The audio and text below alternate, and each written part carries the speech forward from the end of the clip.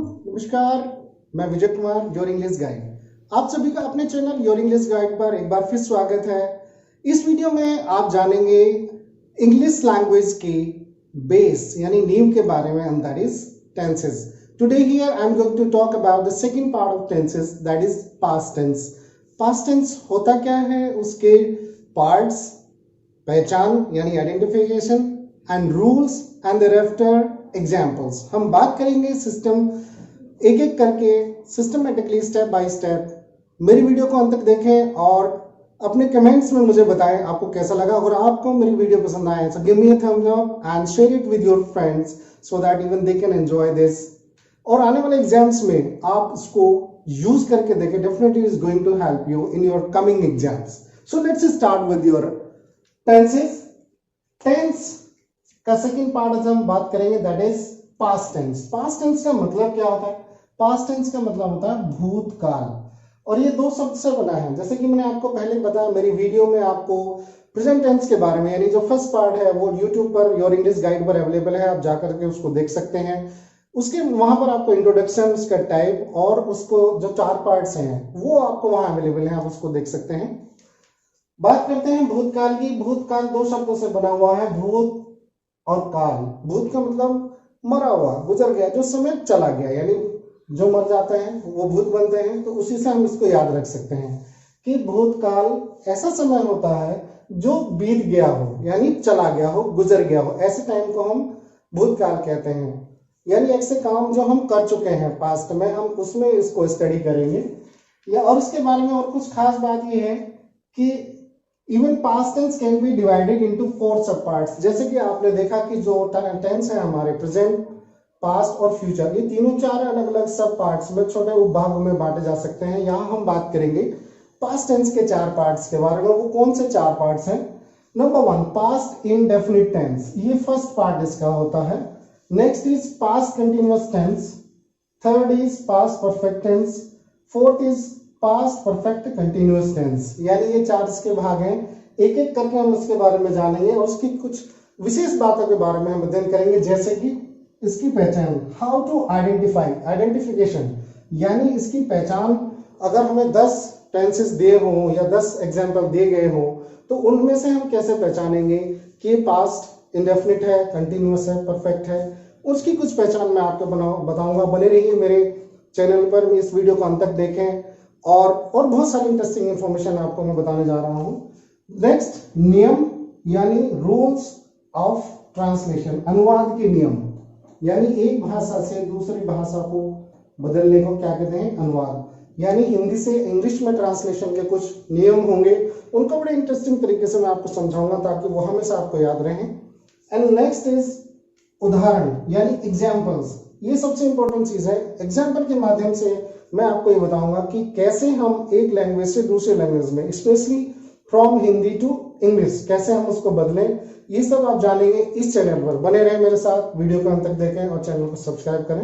So guys, let me tell you in details. Now I will explain everything step by step. अब मैं आपको step by step बताता हूं कि कैसे पास्ट इंडेफिनिट, उसकी पहचान हम करेंगे, examples, rules, everything. So let's start.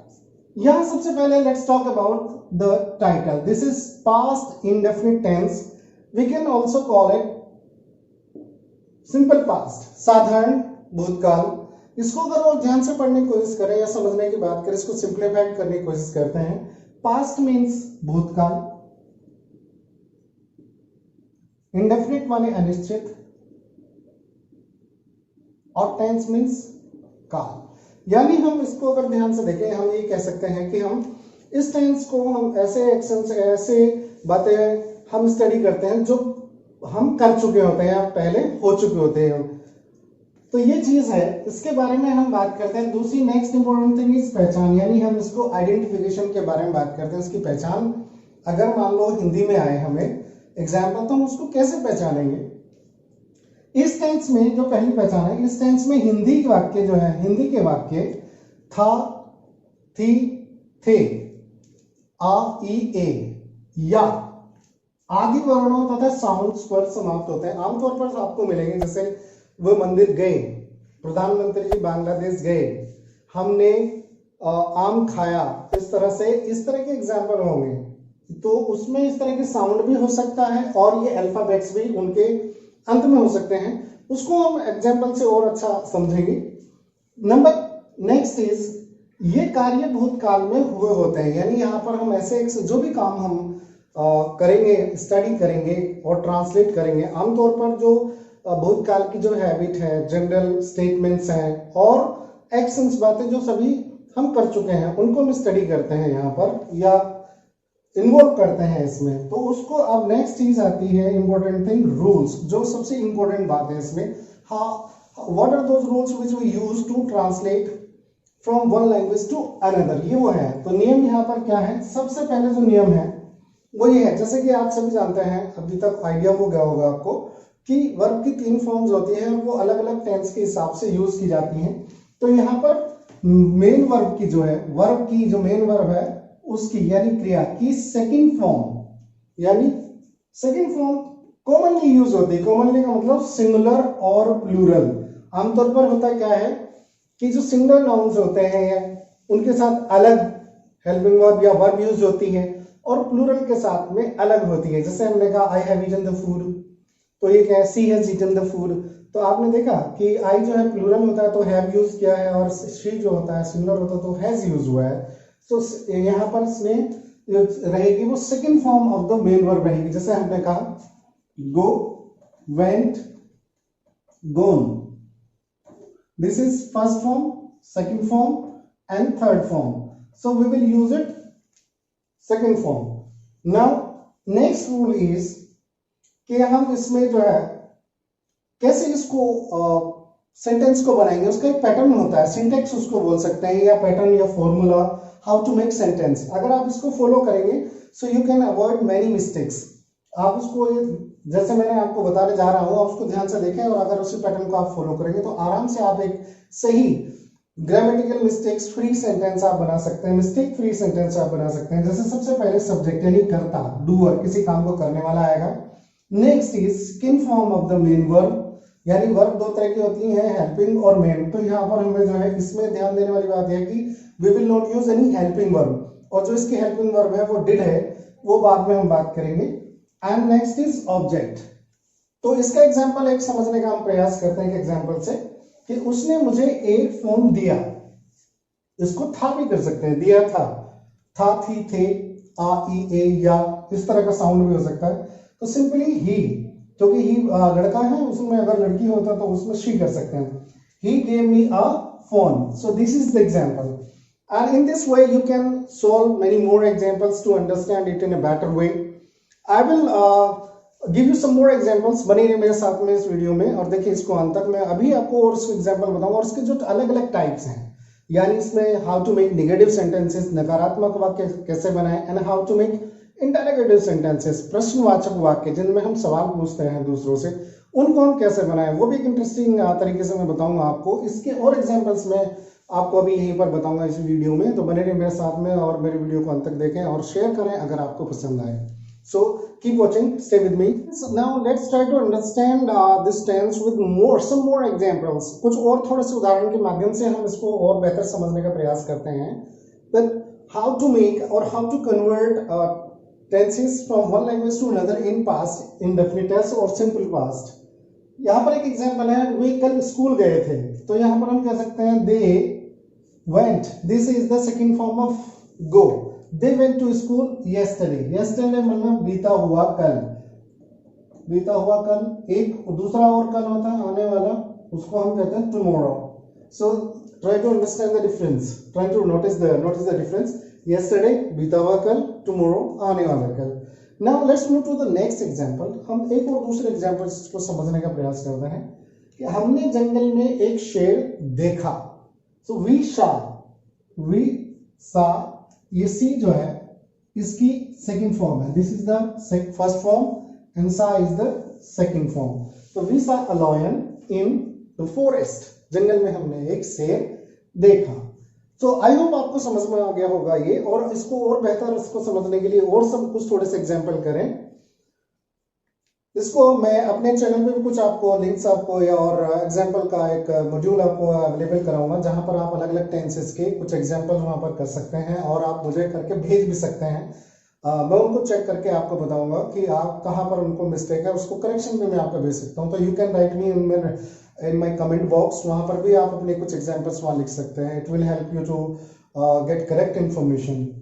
Now let's move to the next part, that is negative sentence. Negative मतलब नकारात्मक, जहां पर किसी काम का होना, नहीं होना या नहीं करना बताया जाता है, उसको नेगेटिव सेंटेंस, नकारात्मक या निषेधात्मक वाक्य कहते हैं। उसमें खास बात ये होती है कि उसमें नहीं हिंदी में और नॉट इंग्लिश में मिलता है। तो इसकी खास बात इनडेफिनिट में जो यहाँ पर रहेगा वो रहेगा डिड नॉट, यानी यहाँ पर डिड नॉट रहेगा। उसकी खास बात क्या होती है कि जब हम पास्ट टेंस में डिड नॉट लगाते हैं, अभी हमने एक रूल बताया था कि यहाँ पर हम सेकंड फॉर्म लगाएंगे, लेकिन यहाँ पर हम इसको चेंज कर देते हैं। ये रूल, ये नोटिस करने वाली बात है, इसको ध्यान से देखिए कि डिड नॉट के साथ में we will always use first form of the main verb. कैसे, उसको एग्जांपल से समझने का प्रयास करते हैं। माली ने फूल नहीं तोड़ा, so the gardener did not pluck, ये फर्स्ट फॉर्म है। Plucked, plucked third form, second और थर्ड होगी। So the gardener did not pluck the flower. Next, उन्होंने अपनी फीस नहीं दी, तो उसको हम कह सकते हैं दे डिड नॉट पे देयर फीस। यहां पर हम जो है ना पे का पास्ट पेड होता है, तो हमने वो यूज नहीं किया है। So in this way you can understand. I hope आपको मजा आया होगा और आप इसको और बेहतर करने के लिए you can do some more examples from different sources. Now we will move to the next part, that is interrogative sentences, how to make interrogative sentences. बने रहिए मेरे साथ में, मैं इसको बताने वाला हूं और इसी तरह से इंटरेस्टिंग मेथड और तरीके के साथ। Let's move to next thing, that is interrogative sentences. अब हम बात करेंगे प्रश्नवाचक वाक्यों के बारे में। प्रश्नवाचक वाक्य, जैसे कि अब आप परिचित होंगे, ऐसे वाक्य जिनमें हम प्रश्न पूछते हैं स्वयं से, दूसरों से, वो बनाते कैसे हैं, पास्ट इंडेफिनिट में कैसे बनाएंगे, उसके कुछ रूल हैं। आइए हम उसको स्टेप बाय स्टेप सीखने का प्रयास करते हैं। सबसे पहले इंटरोगेटिव सेंटेंस, जिनको हम प्रश्नवाचक वाक्य भी कहते हैं, इनमें प्रश्न पूछने काम आते हैं। तो यहाँ पर बनाने के रूल क्या है? तो रूल नंबर 1, प्रश्नवाचक वाक्य बनाने के लिए हम यहाँ पर हेल्पिंग वर्ब यूज करेंगे, दैट इज डिड। ये यहाँ पर है डिड। डिड को हम सब्जेक्ट से पहले लगाते हैं। ये खास बात है कि अगर हम जो है कभी भी वाक्य में प्रश्नवाचक बनाना है तो बहुत साधारण सा रूल है, हेल्पिंग वर्ब को वाक्य के सबसे शुरू में लगा दो, तो अपने आप बड़ा आसानी से उसको हम इंटरोगेटिव बना सकते हैं। और इसके बाद एक खास बात यह है कि इसमें डिड के साथ में हमेशा फर्स्ट फॉर्म मेन वर्ब की यूज होगी। ये दो बातें यहाँ ध्यान रखने वाली बात है। अभी तक आपने सेकंड फॉर्म यूज की थी, अब डिड यूज होगा और उसके साथ में हमेशा फर्स्ट फॉर्म यूज होगी। So these are the things to be remembered always. If you are confused about the rules, then definitely you are going to make mistake, that is for sure. So be careful about the rules. You have to be careful about the rules. That is why you need to know the correct grammar. और ये आपको your English guide पर मिलने जा रही है in an interesting word. तो अब बात करते हैं दूसरे की एग्जाम्पल की, इसको कैसे आप समझेंगे। क्या तुम पार्क गए थे, ये एक एग्जाम्पल है। तो इसमें क्या होगा, डिड हमने शुरू में रख दिया। डिड यू गो, अगर आप ध्यान से देखें यहाँ पर this is the first form, not the second one. So did you go to park. Another important thing is put always question mark at the end of the sentence. Use question mark at the end of the sentence. This is also very important from the point of view grammar. जब आप कहीं exam देने जाते हैं तो these are the some very small things that are noticed by the examiners always, and they always put tick mark. So be careful. Next is, अगर वाक्य में कब, कहां, क्यों, कैसे आए तो, अगर जैसे आप कहां गए थे, कहां रहे थे, क्यों, कब, कहां, कैसे, इस तरह के वाक्य आते हैं तो इनका मीनिंग जो है डिड से भी पहले लगाते हैं। जैसे यहाँ पर आपने देखा डिड है तो इससे भी पहले हम लगा देंगे। क्या श्री ने अपना होमवर्क नहीं किया, तो did Shri not complete his homework, ये सिंपल बनेगा। लेकिन अगर हमने कहा कि जैसे Why did he not complete his work? Shri ने क्यों नहीं किया, तो यहां पर अगर हमने क्यों किया, अगर इसको हम क्यों करते हैं, श्री ने क्यों नहीं अपना होमवर्क पूरा किया, तो why did, तो यहाँ why होता है क्यों का मतलब, तो इसको why did Shri not complete his homework, ये आपको बन जाएगा वाक्य। उसके बाद में एक इंपॉर्टेंट चीज है, अभी तक हम बात करते रहे कि इसमें फर्स्ट फॉर्म यूज होती है, लेकिन यहाँ देखेंगे हु के साथ में हमेशा एक चीज और नया चेंज है, सेकंड फॉर्म आती है, who came to see you, आपको देखने के लिए कौन आया है। So these are the some important things. आप वीडियो को ध्यान से देखें, एक नहीं 2 बार इसको रिपीट करके देखें, और अगर आपको पसंद आए तो अपने दोस्तों के साथ में शेयर करें। मेरे चैनल को सब्सक्राइब करें, अगर अभी आज तक नहीं किया है आपने तो बिल्कुल कर लें, क्योंकि ऐसे ही वीडियोस आपको बहुत जल्दी मिलने वाले हैं। नेक्स्ट वीडियो भी आपको बहुत जल्दी आने वाला है और इंटरेस्टिंग टॉपिक के साथ में मैं हाजिर होऊंगा। बने रहे मेरे साथ में, अपने चैनल को सपोर्ट करें, लाइक करें and give me a thumbs up. Thank you very much, see you soon, take care, God bless.